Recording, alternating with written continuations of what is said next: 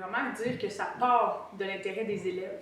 C'est les élèves l'année dernière, parce que les élèves ils étaient dans ma classe l'année passée, puis je leur avais demandé qu'est-ce qu'ils voulaient faire pour leur 6e année. Puis là, il y a beaucoup d'élèves qui m'ont dit qu'ils voulaient aller dans la forêt, connaître, apprendre davantage sur la forêt. C'est vraiment parti de leurs besoins. C'est eux qui me l'ont demandé.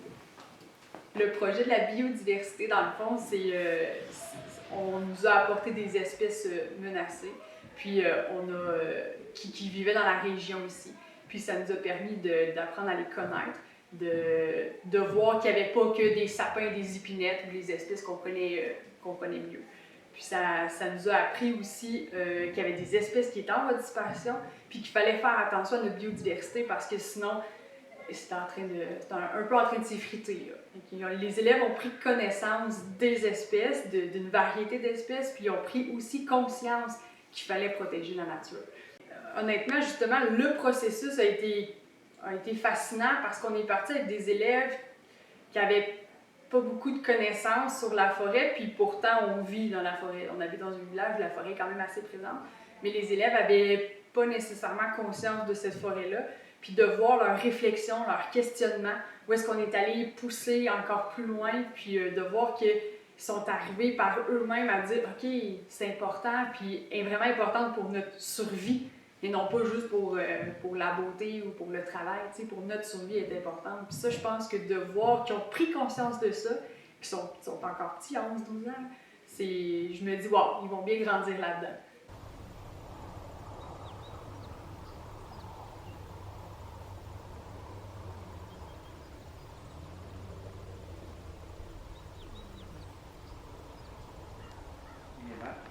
La biodiversité, c'est toutes les différences entre les plantes, les animaux, puis tout, là. C'est la diversité de... Quand il y a une espèce qui meurt carrément, 30 autres espèces sont affectées à cause de ça. On vit dans un rythme, on ne vit pas dans une ligne, on vit dans un cercle. L'Esquimau, c'est la deuxième la plus diversifiée au Québec.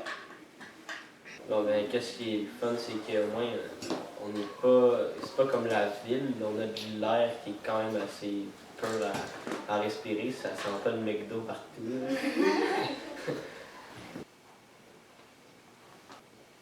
Le problème qu'il y a eu avec la biodiversité en Dudissy, c'est la construction de la 50 parce que il y a beaucoup d'espèces qui ont traversé là, mais ils auraient pu faire un pont, puis les animaux auraient pu passer en dessous. Mais avec l'autoroute qui n'a pas de pont ou pas de tunnel, les animaux ils ne peuvent pas passer à la région après. Et quand ils se font buter, c'est un de moins dans l'espèce. Moi, c'est les randonnoirs. Puis pour la raison pourquoi il y en a assez, c'est à cause de l'expansion urbaine. Il y en a de moins en moins partout. Nous, c'est la parallèle azurée. Dans le fond, l'espèce est menacée parce que souvent, c'est la coupe des forêts nature. OK, Conopholis d'Amérique. Il y a trop de construction de chemins et de coupures d'arbres.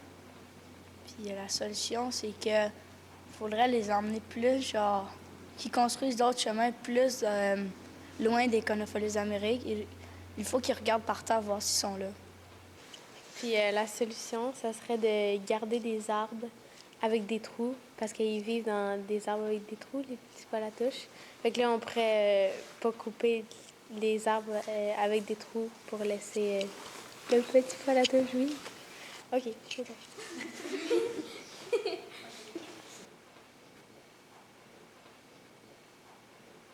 Je ferais plus de réserves pour comme des endroits où on peut pas aller chasser ou comme enlever des forêts puis tout ça.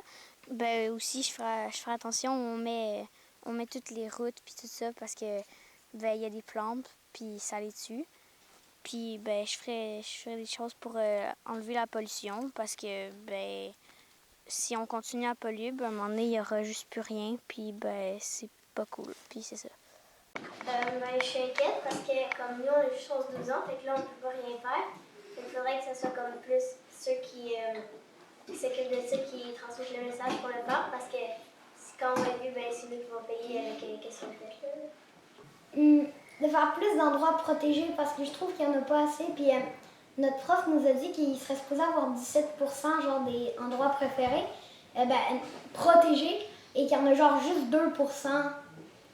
Mettons, il y avait un texte, puis là, il disait qu'il y avait une grande île avec plein de protégés, puis il y avait plein d'oiseaux qui étaient en voie de disparition. Puis là, vu qu'il y avait une île qui était protégée, ils ont pu vivre sans avoir de crainte. J'aimerais ça que notre génération peut vivre ou peuvent avoir une autre génération après nous. J'aimerais pas juste ça qu'on arrête juste ici puis qu'on ne sache pas c'est quoi un vrai futur. Parce qu'à 50 ans, c'est pas beaucoup, mais le futur, c'est dans plus que 50 ans. Donc, ça passe à TVA Nouvelle. Puis j'aimerais ça qu'ils puissent parler de la biodiversité là-dessus pour que ça incite les gens à devenir plus comme conscients de qu'est-ce qui va arriver à la planète si on continue à polluer, à tuer, à couper, tout ça. Puis avoir plus de volontaires pour aider la planète.